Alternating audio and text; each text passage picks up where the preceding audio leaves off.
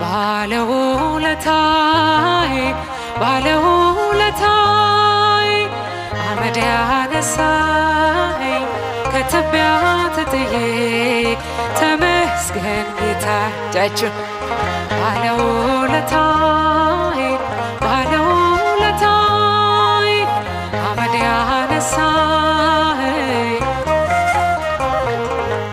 ተመስገን ጌታዬ የቀራጭ አለቃ ቢሆንም ስራዬ እንደ ወርቅ ከዛፉ አዘዘ ጌታዬ ማዕረጌን መሸከም እስኪያቅተኝ ድረስ ቤቴ ተባረከ በኢየሱስ ክርስቶስ ቤቴ ተባረከ